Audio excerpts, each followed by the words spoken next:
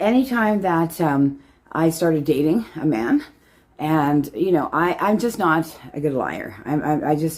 I don't want to lie. I don't want to start a relationship built on lies.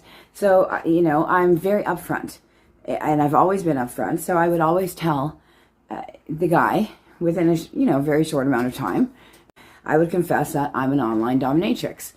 In the man's head, instantly there, he assumes that I'm providing sex.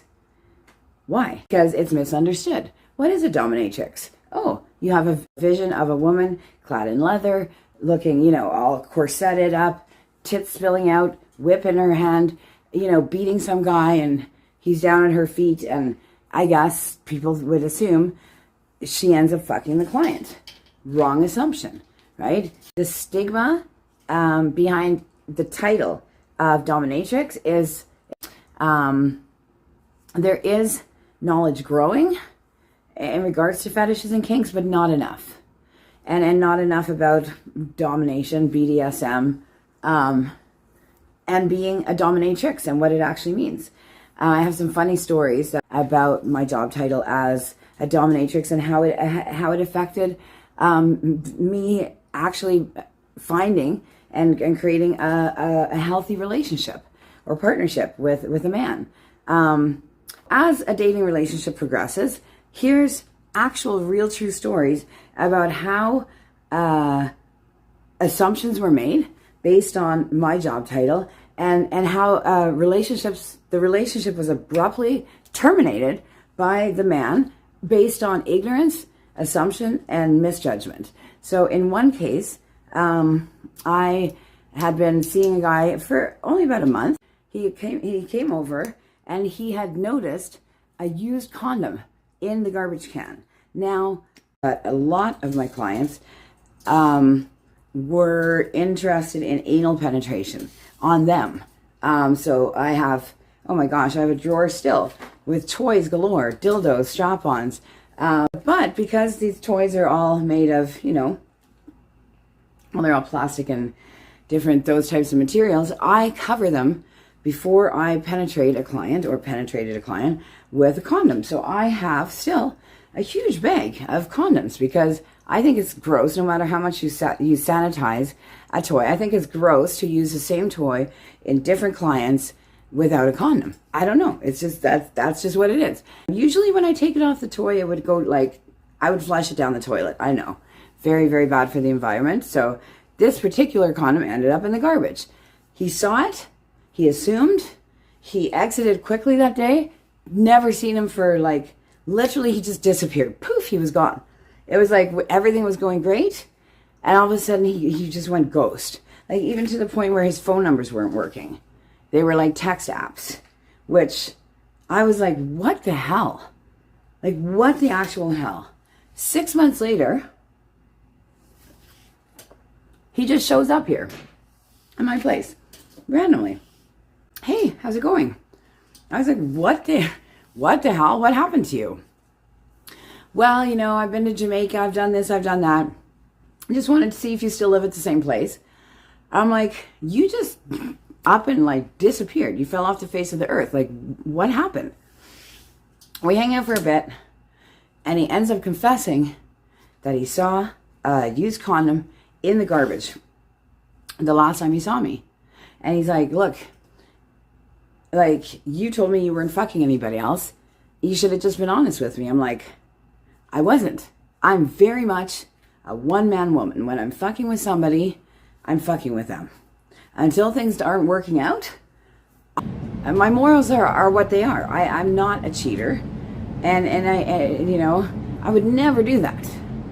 And I didn't even have to think twice about why there would have been a used condom in my garbage. That's obvious to me because I obviously had a client that day. And I told him, and I showed him the bag of condoms. And so he looked a little embarrassed. And I said, I can't believe that you just up and left without a word, without asking me, talking to me, getting to the bottom line. You just took off. You assumed. And here you are just showing up. And you think that, well, I'm just gonna be fine with that and we're just gonna jump back to where we were. And he's like, oh no, I'm dating somebody else now. Like, and he says, can we be friends? No, we can't. Here's another one. I had a guy, these are all true stories. I had a guy who actually went through my phone. Like, I have, in my entire existence, I've never gone through a man's phone. Went through my phone one night while I was passed out, my work phone on top of it all, and found a video that I had just edited earlier that day of me with, like, it was for one of my cuckold BBC videos. And so I had taken content from way before I met him and re-edited it and clipped it and this and that. And I put it out as a little promo clip. And he saw that little clip and he literally fucked me.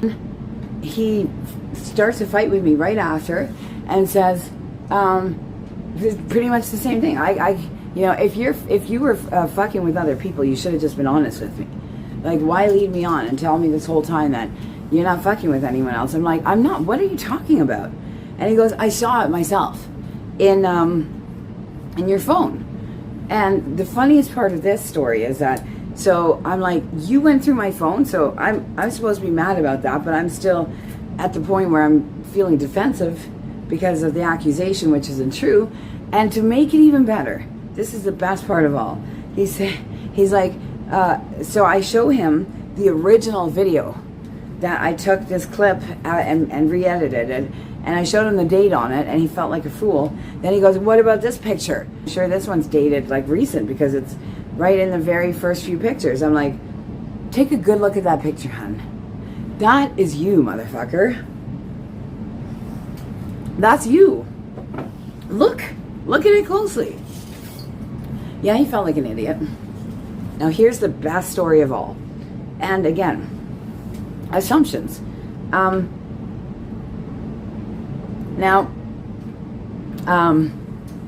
dating this guy, and I used to do also out calls. So I would go see clientele in hotels or at their home if I screened it correctly and I felt comfortable going there.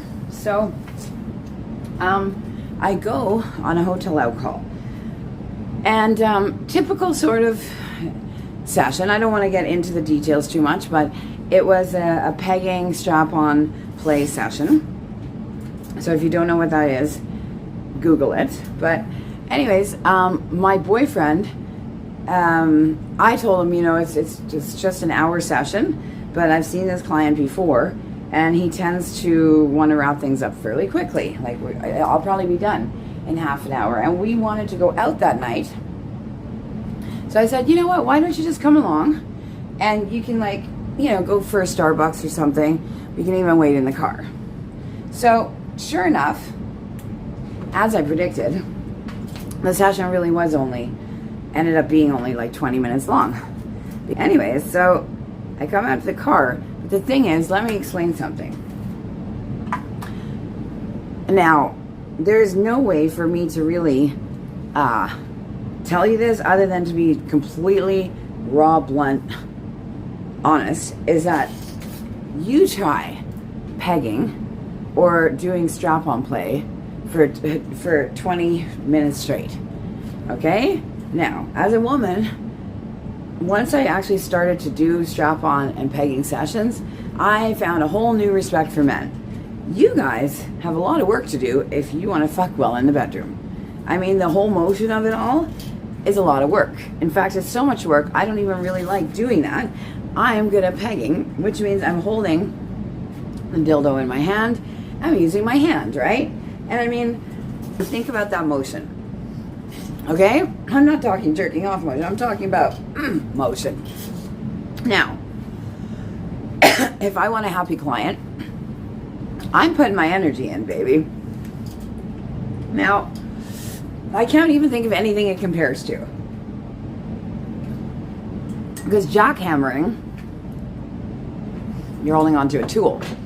But I'm sure that's fucking heavy work too. The point is, it's a lot of fucking work. So, I came out of there that day sweating, right? And I'm up $400 or $500, which was my rate. And as soon as I get in the car, my boyfriend, who was very jealous, says, how did that go? And I said, whew, it was fine, but damn, that was a lot of work. And he kind of looks at me sideways at the side of his eye, okay? And then he just kind of, he had this look on his face, and I read it right away. I'm like, I could tell that he thought for that kind of money, I probably just, he had a quickie with him, and then it was done. And here I am, sweating with $400 or $500 extra in my pocket at this point. And then he straight out asked me, did you fuck him? I'm like, no, I don't fuck my clients. I'm a dominatrix. And he's like, so you're telling me that guy just paid you $500. You were in and out of there in like 25 minutes, and you didn't have sex with him? Yeah, I said, that's exactly what I'm telling you. And he's like, I find that very hard to believe. And I'm like, well, here's what I'm going to do. Next time that I have such a session booked at a hotel, especially when it's with a regular, I will ask my regular or my client what if they are okay with me bringing a potential BBC cuckold stud or bull, somebody that I want to do work with, in with me, and he will just sit in the corner and watch, just so he can get a feel for the industry. And I will guarantee you, probably my clients will not have a problem with that, because at this point, you said you find that very hard to believe. So it doesn't matter what I say, you still are gonna think that things are a certain which way when they're not. And I said, I get it. I mean, look at me. I'm sweating fucking bullets. You know, I'm like all flushed. I mean, I guess if I didn't know anything about the industry, I might think the same thing. So, a couple weeks later, that exact type of session came about. That exact type of scenario. I was with my boyfriend, and the person wanted alcohol in downtown, and it was a regular, and I asked him, do you mind if I bring, you know, a guy in? He's not going to talk. He just wants to sit in the corner. I just want him to sit in the corner and watch. And of course, my client was like a sissy boy, and he's like, sure, no problem. So as soon as we walk in the room, already my boyfriend looked uncomfortable.